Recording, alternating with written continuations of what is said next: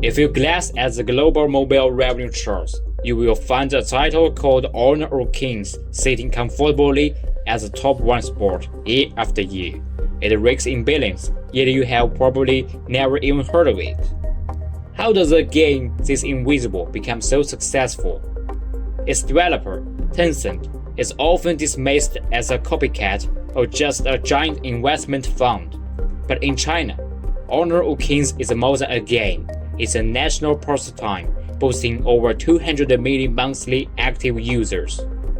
As someone who grew up in China, I want to move past the boring stats. I promise you, this isn't some corporate propaganda. I want to show you the deep reasons behind its dominance, the cultural nuisance, and the hidden stories you won't find in anyone's video. Let's begin in 2015. In China, the mobile market was a crowded arena. Everyone was obsessed with replicating the success of League of Legends on a smaller screen. Games like Vainglory and Fight for Freedom were strong competitors, trying to bring PC mobile experience to mobile. But Honor of Kings took a different, almost ruthless approach: aggressive simplification. They realized that mobile gamers didn't want a hardcore experience. They wanted a 15-minute dopamine hit. First, they simplified the controls and the equipment system, like auto-targeting mechanism and on-the-go purchasing. And they used familiar cultural icons like Cao Cao and Sun Wukong, Athena and Mei Xuanru. They even borrowed character designs from other MOBAs and streamlined them so players could master them instantly. Perhaps most controversially, one of their key design choices is manipulating win rates. By quietly injecting a large number of AI bots into matches and adjusting the elo matchmaking mechanism, often pairing pros with noobs, ensures that no matter how unskilled a player is, they maintain roughly a 50% win rate, or even get the chance to stop weaker opponents, even if their teammates and opponents are actually just bots. In China, a video creator even discovered a loophole in this system by intentionally performing poorly, finishing games with abysmal stats like 0 to 7 or 1 to 8. They exploited the algorithm to get carried by elite teammates. Using the loser strategy, they reached the king ranks, the top 10% of the players, with a win rate of over 70%. Ultimately, the matchmaking system is designed to protect the experience of new and casual players.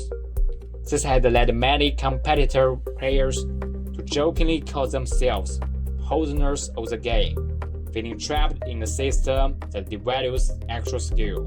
The game did all of this just to eliminate the learning curve.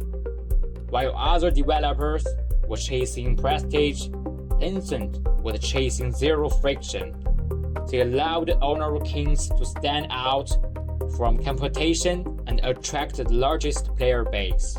But is gameplay alone enough to sustain 200 million monthly active users? Obviously not. Beyond the gameplay, what actually keeps people hooked? The answer is simple: socializing. There's a common thing in China. Honor of Kings isn't a game, it's a social app. Because Tencent owns entire social infrastructure of China, WeChat and QQ, where WeChat is essentially WhatsApp, Facebook, and PayPal combined. You are forced to log in with your social media account, much like a Monopoly Go. You see which of your real-life social media friends are playing the game. This makes it incredibly easy to play with your friends and keeps tabs on who they are playing with.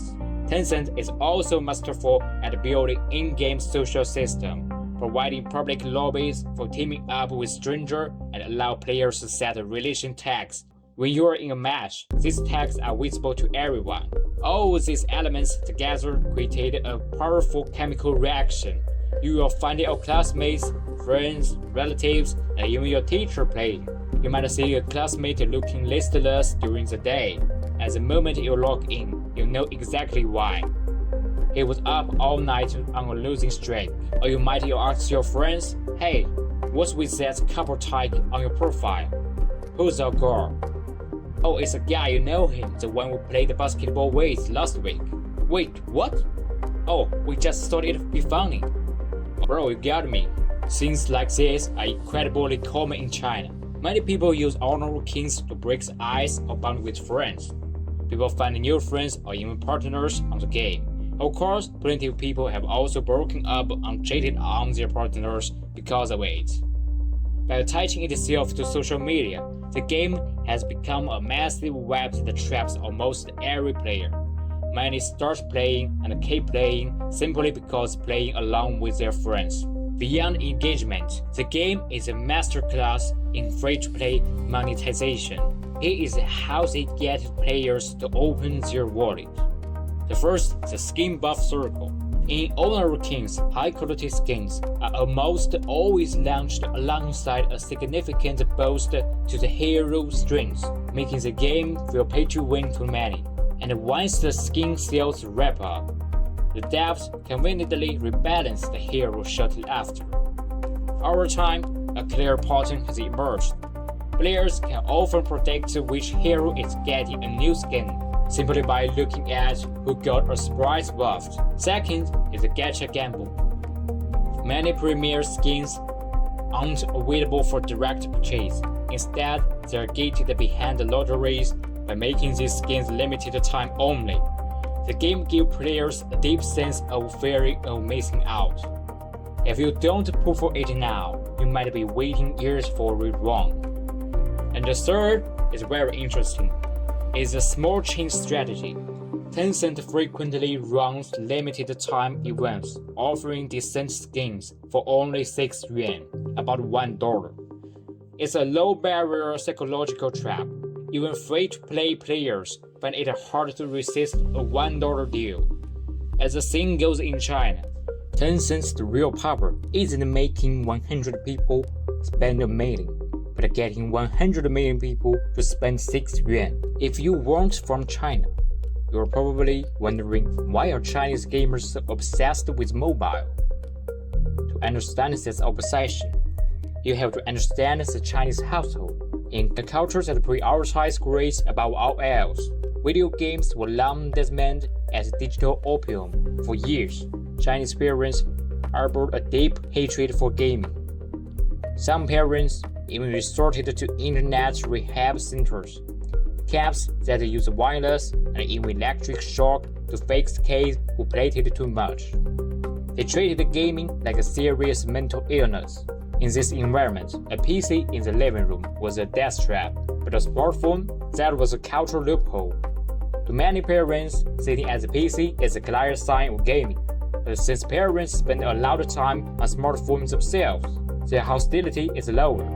A child on phone could be surfing the internet, watching videos, or messaging friends. It's private and easy to hand and rank it. This let mobile games get into even those homes that banned consoles and PC games. For lots of Chinese Gen Z, smartphone was their first and often only gaming console. Mobile games didn't just win the market, they were the market. Tencent's brilliance lay in optimization. They ensured that the game could run on the cheapest hardware. In China, you could buy a phone capable of running Honor King smoothly for less than $100. When I was 11, my classmate sold his phone to another kid in our grade for 200 yuan, about $30. I will never forget it, because he was originally supposed to sell it to me for $20. Under the watchful eyes of our parents and schools, we won't fight for high-end PCs. We were scraping together pocket money for $30 phone just to be part of the world's biggest game.